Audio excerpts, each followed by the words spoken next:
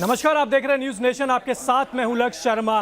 भारतीय cricket team के star तेज गेंदबाज मोहम्मद शमी इस समय क्रिकेट में कमाल मचा रहे हैं। आईपीएल 2023 में गुजरात की साइड से खेलते हुए वो शानदार प्रदर्शन कर रहे हैं। टीम इंडिया की तरफ से भी उनका प्रदर्शन बेहद शानदार रहा है, लेकिन पर्सनल जिंदगी में उनका जो सफर है अब तक इतना अच्छा रहा नहीं है, क्योंकि पत्नी के साथ अनबन आप सभी ने देखी, हमने भी देखी, काफी लंबे वक्त से चल रही है। और अब उनकी जो पत्नी है हसीन जहां, वो और मोहम्मद शमी अब अलग रहते हैं। इसके अलावा जो उनकी पत्नी है हसीन जहां, उन्होंने फिर से कई आरोप लगाए हैं, कई सनसनीखेज आरोप लगाए हैं। तो वो आरोप क्या हैं और उसकी सच्चाई क्या है, उस बारे में बातचीत करने के लिए हमारे साथ है हसीन जहां। हसीन जहां जी, बहुत बहुत स्वागत है आपका। सबसे पहले आप सुप्रीम कोर्ट गए हैं, जब आपकी हाई कोर्ट ने जो याचिका खारिज कर दी है, तो उस सुनवाई में या आप जो याचिका डाली है उसमें आपकी क्या डिमांड है? सबसे पहले देखिए, डिमांड यही है कि जो चीज़ें मेरे साथ हुई, जो टॉर्चर मेरे साथ हुआ, जितना बुरा मेरे साथ हुआ, वो सारी चीज़ों को लेकर मैं 5 साल पहले भी ये मीडिया ट्रायल भी हो चुकी है और इस चीज़ों पे बहुत सारी बातें भी हो चुकी है। अब उन बातों पे मैं नहीं जाती हूँ। अब जो मेन मुद्दा है मेरा ये कि मुझे मेरा हक चाहिए, मेरी बच्ची का हक चाहिए, और इसी वजह से मैं कोर्ट में मैं गई थी। वहाँ पे मुझे प्रॉपर जस्टिस नहीं मिल रहा है। हालांकि आप लोगों को पता ही है कि शमी एक क्रिकेटर है और वो अपना भी इन्फ्लुएंस लगा रहा है। उसे बहुत सारे क्रिकेटर भी उसे सपोर्ट कर रहे हैं और पॉलिटिकल सपोर्ट भी है। और सबसे बड़ी बात है कि वो मतलब इन्फ्लुएंस इतना ज़्यादा काम कर रहा है कि मेरे ही लॉयर को मैनेज कर लिया जा रहा है। इसी वजह से मुझे प्रॉपर जस्टिस नहीं मिल पा रही है। इसी बेस पे मुझे बहुत कुछ मतलब बर्दाश्त करना पड़ रहा है। मेरी ये लड़ाई जितनी कठिन नहीं थी उससे कई ज़्यादा कठिन हो जा रही है। जैसे कि ये शमी अहमद के ख़िलाफ़ मैंने कंप्लेन किया था, पुलिस ने इन्वेस्टिगेशन किया। इन्वेस्टिगेशन के बाद जो है उन लोगों के ख़िलाफ़ शमी अहमद और उसके बड़े भाई के ख़िलाफ़ चार्जशीट इशू किया गया, तभी उसने एंटीसिपेटरी बेल नहीं लिया। उसके बावजूद एक लेंदी प्रोसीडिंग चला, क्योंकि ऑलरेडी मेरा लॉयर खुद ही मैनेज हो चुका था और इस केस को डिसमिस करना चाह रहा था। लेकिन अल्लाह का शुक्र है, बोलते हैं ना कि बचाने वाले खुदा होते हैं, तो मारता कौन है। क्या आपको पहले से पता था कि आपका जो लॉयर है वो पहले से मैनेज हो चुका है, या आपको बाद में बहुत लेट पता चला? मुझे बहुत लेट पता चला। जब मेरे केस को ख़राब कर देते हैं ये लोग, उसके बाद पता चलता है। और उससे पहले मुझे जब शक होता है तो फिर मैं हिम्मत नहीं कर पाती हूँ कि मैं वो केस को उससे मैं ले लूँ, क्योंकि मैं आखिरी तक देखना चाहती हूँ कि शायद मैं कहीं गलत तो नहीं हूँ। लेकिन आखिरकार देखा जाता है कि नहीं, चीज़ों को बहुत मतलब एक होता है ना, जैसे मिशन चलाया जा रहा है, उसी तरीके से मिशन वाइज ये बाय प्लानिंग चीज़ें हो रही हैं। पैसे भी फेंके जा रहे हैं मुझे इनजस्टिस दिलाने के लिए, इन्फ्लुएंस भी लगाए जा रहे हैं। और आप लोगों को पता ही है कि ज़बरदस्ती मुझे बदनाम किए जा रहे हैं। मुझे तो जो भी है, ये चीज़ें कोर्ट में तो नहीं चलती। कोर्ट में मेरे पास सबूत, गवाह, सब कुछ है। इसी वजह से तो उन लोगों के मतलब इतने पुलिस को पैसे खिलाने के बाद, मैनेज करने के बाद भी मेरे सबूत पुख्ता थे, तभी तो पुलिस ने उन लोगों के अगेंस्ट में चार्जशीट इशू किया और अरेस्ट वारंट भी इशू हुआ। लेकिन हमारे सबको पता है कि इंडिया में करप्शन चलता है, करप्टेड लोग कुछ हैं जो लीगल और इलीगल वे पे चीज़ें होती हैं। तो वहीं पे मैं मतलब उसी जगह पे डिलेड हो जा रही हैं चीज़ें मेरी। ऐसा नहीं है कि मैं केस में हार गई, मेरे केस मतलब अब उस केस को मैं प्रोसीड नहीं कर सकती। केस को ख़राब कर दिया जा रहा है। मेरा जो जस्टिस मुझे बहुत जल्दी मिल सकता था, वो जस्टिस में डिलेड हो रही हैं। और आपको पता ही है, डिलेड जस्टिस मतलब ये है कि डिनाइड जस्टिस होता है वो। अभी आपने दो जो आरोप है, जो सबसे संगीन आरोप है, एक पहले मैच फिक्सिंग का लगाया था, एक दूसरी लड़कियों के साथ उनके रिश्तों को लगाया था। अभी आपने हाल ही में भी दोबारा से एक बात बोली है। आपको कब पता चला ये सारी चीज़ कि मोहम्मद शमी के जो रिश्ते हैं अनजान लड़कियों के साथ भी है? देखिए, सबसे पहले ये बात है कि मैच फिक्सिंग का जो कहानी है, ये मैच फिक्सिंग की कहानी शमी अहमद ने खुद ही अपने ऊपर ही लगाया था। आपने कभी नहीं कहा? मैंने सिर्फ इतना कहा था कि वो मुझे धोखा दे सकता है, अपने परिवार को धोखा दे सकता है। मुझसे सवाल किए गए कि वो क्या देश को धोखा दे सकता है, तो मैंने कहा वो जब मुझे धोखा दे सकता है, अपनी बच्ची को धोखा दे सकता है, अपने घर वालों को धोखा दे सकता है, तो देश को भी धोखा दे सकता नहीं, है। क्योंकि मैं सवाल ये इसलिए पूछ रहा हूँ हाँ, क्योंकि जब आपने इसलिए आरोप क्योंकि लगाए थे नहीं, तो जब बीसीसीआई ने भी जांच की हाँ, थी। को तो पता ही है हमारे इंडिया में तो मतलब कोई मरे और कोई बचे उससे कोई फर्क नहीं पड़ता, अपना बचे बाकी जहन्नुम में जाए। तो ये समी अहमद ने खुद इस चीज़ को क्रिएट किया था।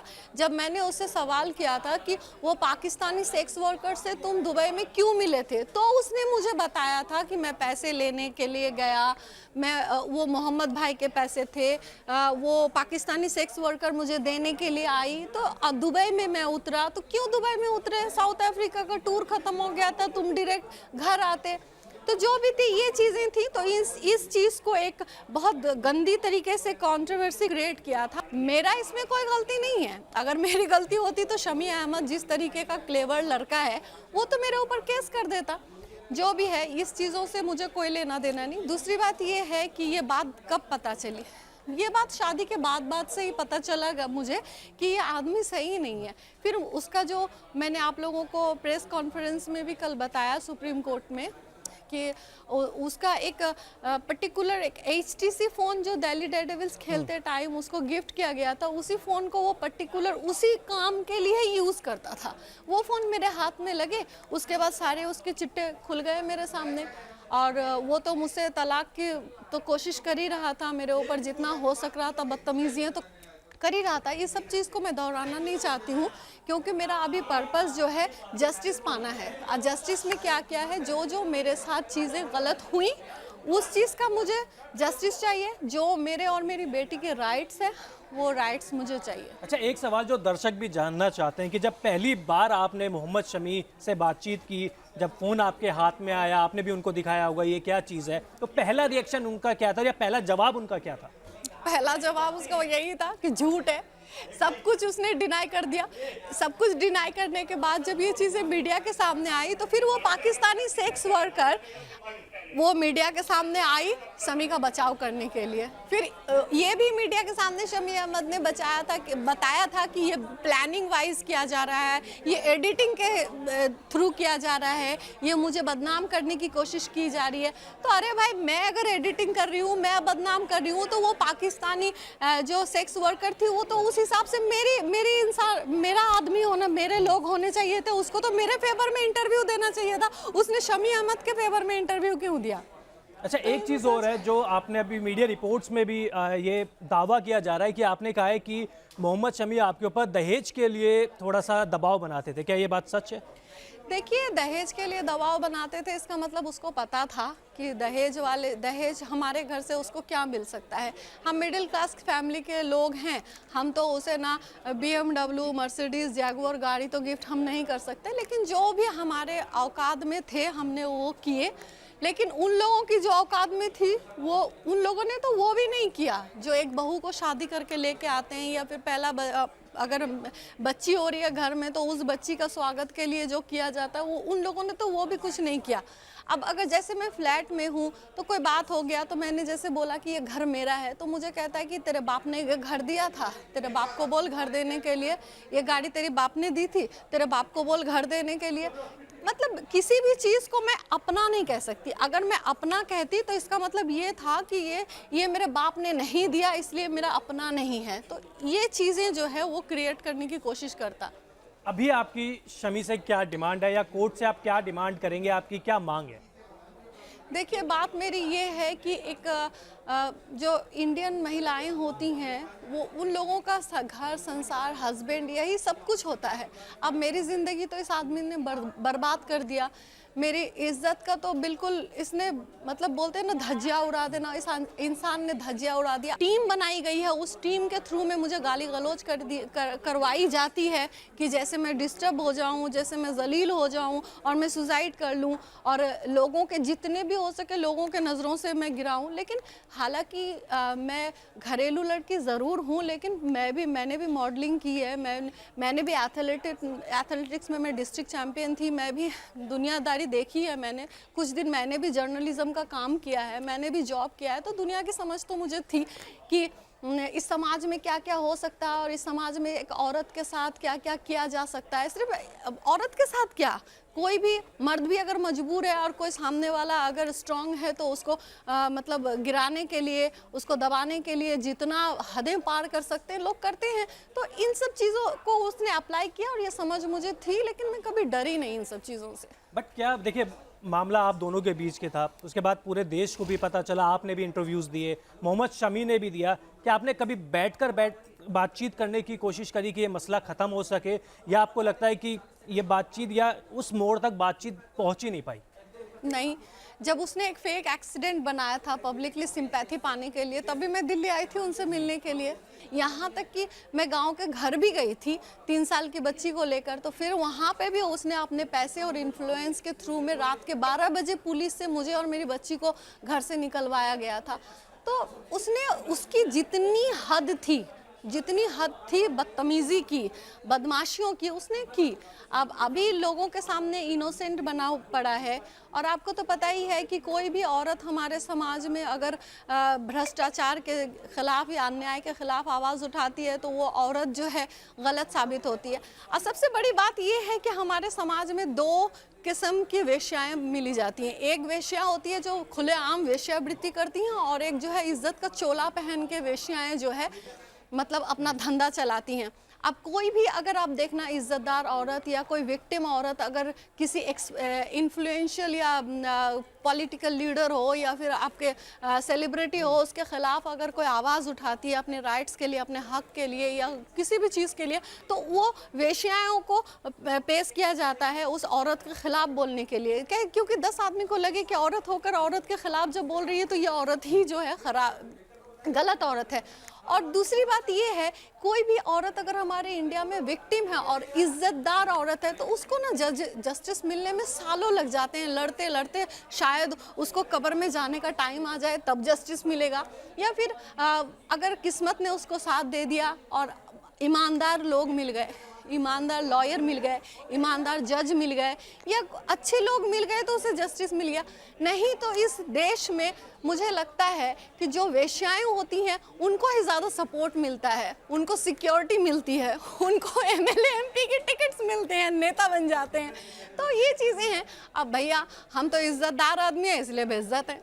अच्छा, आपने मोहम्मद शमी के भाई के ऊपर भी कई आरोप लगाए थे। मोहम्मद शमी ने विद प्रूफ दिखाया था कि देखिए ऐसा कुछ नहीं हुआ था। तो क्या आप अभी भी अपनी बात पे स्टैंड करती हैं कि जो हुआ था क्या हुआ था, आप कुछ बताना चाहेंगी? देखिए, उसने कोई भी प्रूफ नहीं दिखाया था, जो भी दिखाया था झूठ दिखाया था, और मैंने एक्चुअल प्रूफ दिखाया था जो मैंने कोर्ट में भी सबमिट किया है, जिसके कोई भी शमी अहमद के पास तोड़ नहीं है। जो इंटेलिजेंट और इज्जतदार पब्लिक है वो अपने काम से काम रखते हैं, जो फर्स्ट्रेटेड फालतू पब्लिक है वो क्या करते हैं, उसको आप दिखाइएगा कि ये मोबाइल को आप ऐसे हाथ में लेकर दिखाइए और बोलिए ये अमेरिका का टावर है, आप बोलिए इसे देखिए हसीन जहान के हाथ में ये अमेरिका का टावर है, तो पब्लिक सोचेगी कि हाँ अमेरिका का टावर दिखाया है। तो ये चीज़ें हैं। मैंने इतने सारे चैटिंग, ऊपर से शमी अहमद ने खुद इंटरव्यू लिया था पाकिस्तानी सेक्स वर्कर का, जो बता रही है मेरे बारे में कि वो तो शक्की है। तुम तो फैन थे, तुम्हें कैसे पता कि हम शक्की हैं भाई? तुमने मेरा बायोडाटा कैसे बता रहे हो? तुम हो कौन? यानी तुम्हारे साथ उसका रिलेशन काफ़ी सालों से पुराना है, बहुत बार तुम लोग मिल चुके हो, या बहुत लंबी तुम्हारे बहुत किस्म की कहानियाँ चली हैं। ये चीज़ें हैं। और जो चीज़ें भाई के साथ, भाई के ऊपर जो आपने आरोप लगाए थे, आप कुछ बताना चाहेंगे? मेरे पास वो फोटो अभी हमें ढूंढने के लिए जाऊंगी तो काफ़ी टाइम लग जाएगा। जो हमारा रिसेप्शन पार्टी था, उस रिसेप्शन पार्टी में भी मुझे मतलब जैसे अपनी बाहों में जकड़ के ऐसे ऐसे फोटो खिंचवाया है उसके भाई ने मेरे साथ। तो खैर उनके घर का माहौल या फिर उनके मतलब उसके गांव का माहौल या उसके डिस्ट्रिक्ट का जो माहौल है, वहाँ जो मुस्लिम लोग हैं वहाँ की औरतें पर्दा में रहती हैं, पढ़ाई पुरुषों के सामने आती जाती नहीं हैं या फिर पर्दे में रहती हैं। तो मैं तो उसके छोटे भाई की बीवी थी, तो मुझे जकड़ के ऐसे ऐसे फ़ोटो खिंचाना, ये किस्सी करना, ये करना, ये सब कहाँ से? तो शुरू से ही ये सब चीज़ें थी। मैंने पहले भी मीडिया को बताया है आप लोगों को, और मेरे एक भी एलिगेशंस अगर गलत होते तो पुलिस शमी अहमद और उसके भाई के खिलाफ चार्जशीट इशू क्यों करती? जब ये सारी और चीज हो रही कोर्ट थी, क्यों अरेस्ट वारंट इशू करती? जब ये सारी चीजें हो रही थी तो क्या आपने मोहम्मद शमी को बताया था कि उनके भाई आपके साथ ये कर रहे हैं? उसके सामने ही हो रहा था और वो करवा रहा था ये चीजें कि मैं ये इन सब से परेशान होकर मैं भाग जाऊं। चलिए, अब बात आपकी, और मोहम्मद शमी भी कहते हैं कि उनके लिए भी बहुत ज़रूरी है आपकी बेटी की, वो अभी किस स्थिति में और क्या कर रही हैं? देखिए, हम लोगों की लड़ाई अपनी जगह है, उसकी चॉइस उसकी जगह है, मेरी लड़ाई मेरी जगह है, लेकिन मैंने बार बार उसे खबर भी भिजवाने की कोशिश की और मैंने मैसेज से भी उसे बात करने की कोशिश की कि बेबो का एजुकेशन के लिए सोचो, उसे अच्छे स्कूल में एडमिशन करवाओ। जब मैं किसी से खबर भिजवाई तो उसने मुझे खबर भिजवाया कि तुझसे नहीं होता है तो गवर्नमेंट स्कूल में एडमिशन करवा दे। जब मुझे टेक्स्ट करता है वो कि तुझसे नहीं होता है तो मुझे दे दे, और जो कोर्ट में 80,000 रुपये का ऑर्डर हुआ है उसी से जो कराना है कर तू, उसके अलावा तुझे 1 रुपया मैं नहीं दूंगा। तो ये हरकतें एक बाप होने की, कम से कम मैं अगर उसके जगह होती और अगर मैं गलत होती तो कम से कम अपनी बच्ची की एजुकेशन, बच्ची की फैसिलिटीज़, बच्ची की बर्थडे का जो उसका प्लानिंग, ये सब मैं ज़रूर करती, जो वो कभी नहीं किया, क्योंकि उसकी कोई फीलिंग्स है, कोई इमोशन था ही नहीं कभी।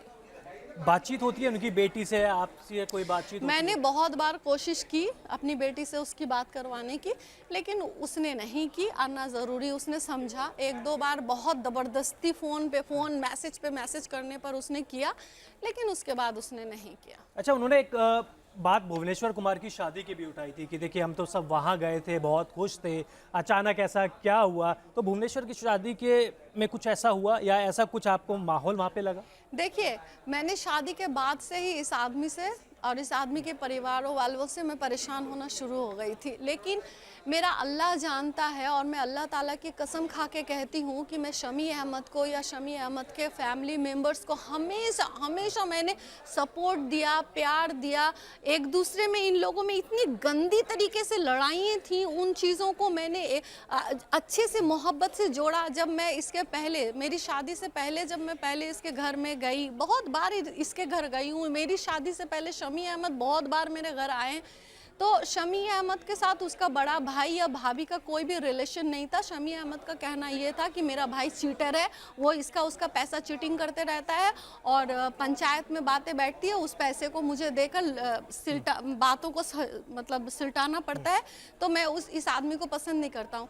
अब मैं चाहती थी कि अल्लाह ताला ने हमें जब इतनी इज्जत बख्शी है, हर चीज़ से हमें कामयाबी दी है, तो हम सब मिलजुल के रहेंगे। तो ये हसीब अहमद और इसकी भाभी को हमारी ज़िंदगी में मैंने ही घुसाया था, जिसकी सबसे बड़ी सज़ा मैं ही भुगत रही हूँ। जी बिल्कुल, और आखिरी सवाल आपसे ये है कि अब आप पर्सनल परेशानियों से जूझ रही हैं, आप केस भी चल रहा है, पति से अलग रह रही है, लेकिन आपकी कई फ़ोटोज़ सोशल मीडिया पे वायरल भी होती हैं। कुछ लोग सपोर्ट करते हैं तो कुछ ट्रोल करते हैं कि जब पति के साथ इश्यूज चल रहे हैं, आप इस तरीके की फ़ोटो डाल रहे हैं, आप मुस्लिम हैं तो इस तरीके की फ़ोटो डाल रहे हैं, आप उनको कुछ कहना चाहेंगे? देखिए, सबसे पहले बात ये, आप पढ़े लिखे इंसान हैं और आप मीडिया में काम करते हैं, आप अपने थॉट से बताइए एज ए ह्यूमन बीइंग कि आपको कैसा लगता है मेरा डांस करना, मेरा मॉडर्न ड्रेस पहनना, मुझे सोशल मीडिया में अपनी पिक्चर्स पोस्ट करना, आपको कैसा लगता है? आपको बुरा लगता है? नहीं, आपको बुरा लगता है कि नहीं? बिल्कुल बुरा क्यों लगेगा आपको बुरा? आप भी इंसान है, मैं भी इंसान हूँ, आपको भी फ्रीडमली लाइफ जीने का हक है, मुझे भी हक है। अब ये थॉट्स शुरू से ही हम लोगों की मुसलमान में होकर आई है, और कुछ लोगों की, इंडियंस, सिर्फ मुस्लिम नहीं है, नॉन मुस्लिम्स का भी ये होना है कि औरत जात जो है ना वो मॉडर्न नहीं रह सकती, वो डांस नहीं कर सकती। ऊपर से विक्टिम औरत तो बिल्कुल जहाँ भी मिलो भाई, रोते मिलो, बुरखा टांगे मिलो, और किसी के दरवाजे में अगर खड़े मिल जाओ कि भैया हम तो मजबूर हैं, तो भैया बिस्तर में आ जाओ, उसके बाद हम भी तुम्हारा रेप करके छोड़ देते हैं, फिर तुम निकल लो, फिर हमेशा हाथ जोड़ कर रोते रहो। लेकिन मैंने इस लड़ाई को बहुत स्ट्रिक्टली, स्ट्रांगली लड़ा।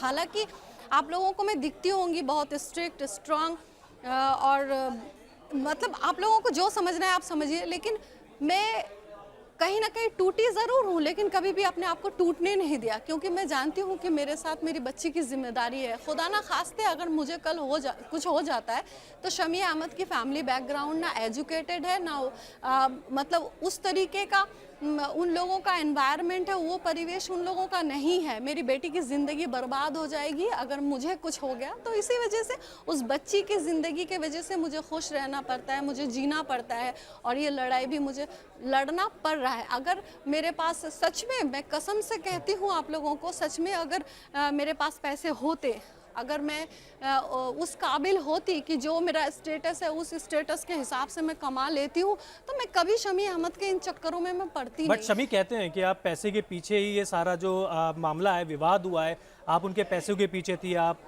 प्लॉट का भी मामला आया था, घर का भी मामला आया था, उन पे कुछ बोलना चाहेंगे? नहीं, ये सब तो बाय प्लानिंग चीज़ों को की गई थी। ना शमी अहमद की किसी भी प्रॉपर्टी पे मेरा नाम है, ना शमी अहमद का कोई भी बैंक अकाउंट में मेरा जॉइंट अकाउंट था, ना उसके पैसे में मेरी मालिकाना थी, और ना ही मेरी किसी भी चीज़ में इंटरफेयर था उसका। हालांकि उसने खुद ही बेवकूफ़ियत में उसके बड़े भाई के कहने पे कि औरत है, औरत की तरह रखो उसे घर में, उसे मर्द मत बनाओ, उसी की बात सुनकर उसे, हालांकि वो गांव का लड़का है, उसे पता नहीं है कि परचेस लैंड क्या होती है, कॉलोनी लैंड क्या होती है, सैंक्शन प्लान क्या होता है, फेरुल का क्या होता है, ये सब उसको आइडिया नहीं था। तो वो जाकर, एक छोटा सा सैलून है हमारा वहाँ पे, तो वो सैलून में वो सेविंग वेविंग करने के लिए जाता था, वहीं पे जाकर एक कॉलोनी लैंड में 1 करोड़ रुपए में एक प्रॉपर्टी बुक कर दी। फिर मैंने जब पूछा कि क्या कर रहे हो तुम, तो बोला कि औरत हो, औरत की तरह रहो। मैं खामोश हो गई। हालांकि उस टाइम बेबो हुई थी, तो मेरा पूरा कॉन्सेंट्रेट बेबो के ऊपर था, क्योंकि बचपन से बेबो ज़्यादा ही परेशान करती थी। वो उसका खाना पीना, या थोड़ा सा बीमार ज़्यादा रहती थी, तो इसलिए मेरा दिमाग पूरा उधर ही था। तो जब पूरा वो बिल्डिंग बन गया, उसके बाद जब अब उसको, उस बिल्डिंग को रजिस्ट्री होना था, 7 दिन बाकी था वो बिल्डिंग, तो मुझे जाके बोला कि तुम थोड़ा देख लो। मैंने कहा मैं औरत हूँ भाई, मुझे औरत ही रहने दो, तुम खुद ही देख लो। तो फिर उसने बार बार मुझसे कहा जाके देख लो देख लो। जब मैंने वहाँ पे देखा, तो शमी अहमद का लॉयर खुद ही वो प्रमोटर से पैसा लेकर, जो मेज़रमेंट था उससे 150 ज़्यादा है मेज़रमेंट बना के, कंस्ट्रक्शन बिल्डिंग नहीं है वो, तो वो कभी भी तो कॉरपोरेशन से टूट जा सकती है, तो ये लॉयर तो उसे इन्फॉर्म कर सकता था, ये भी नहीं किया। वो कॉलोनी लैंड है, उसमें कोई भी लोन नहीं हो सकता, ये भी तो लॉयर उसे इन्फॉर्म कर सकता है, ये भी नहीं किया। अच्छा, जो बिल्डिंग बनी हुई थी, वो बिल्डिंग में शमी अहमद ने क्या किया, टोटली 35 लाख उस बिल्डिंग को बनाने के लिए दे दिया। अरे भाई, तुम थोड़ा पैसे उसको दे दो, उसके बाद तुम 35 लाख देते रहना धीरे धीरे। तो उसने मुझे ये बोला कि देना तो मुझे ही है, मैं दे ही देता हूँ जो भी है। उसके बाद उसमें लिफ्ट नहीं, पार्किंग ठीक ठाक से बनी नहीं। हमने जो डिमांड किया, मतलब शमी अहमद ने जो डिमांड किया था पार्किंग, उसे भी टेढ़ा वेढ़ा बनाया। अब वहाँ उस बिल्डिंग में कौन रह रहा है? जो लैंडलॉर्ड था, कोई ऑटो चलाता है, कोई मछली बेचता है, कोई सब्जी बेचता है। तो भैया उस प्रॉपर्टी में हम तो ऑलरेडी एक फ्लैट में रह रहे थे, और मतलब मेन रोड के ऊपर ही रह रहे थे, तो हम तो वो छोड़ के तो वहाँ पे हम नहीं जाते रहने के लिए। अब वहाँ पे तुम उसे कभी ना कभी बेचने के लिए ही तो उसको तुम खरीद के रख रहे थे। तो तुम ही बताओ, जहाँ पे कहीं पे ऑटो वाला, रिक्शा वाला या ट्रॉली वाला जो बिल्डिंग में रहेगा, जिस बिल्डिंग में लिफ्ट नहीं रहेगा, वहाँ पे 1 करोड़ रुपया कैश देकर वो फ्लैट कौन खरीदेगा? ये मैंने तुमको बोला। मैं किसी को छोटा बड़ा नहीं दिखा रही हूँ कि हाँ ऐसा है वैसा है, जस्ट मैं बात की बात कर रही हूँ। आपके पास, आप ही अगर 1 करोड़ रुपए में कोई फ्लैट परचेस करेंगे, तो आप एक VIP सोसाइटी तो चूज करेंगे जिसमें लिफ्ट फैसिलिटीज हो, जिसमें क्लबिंग हो, जिम का फैसिलिटी हो, सब कुछ हो। लेकिन वहाँ में एक गली में घुस के एक ऐसा था।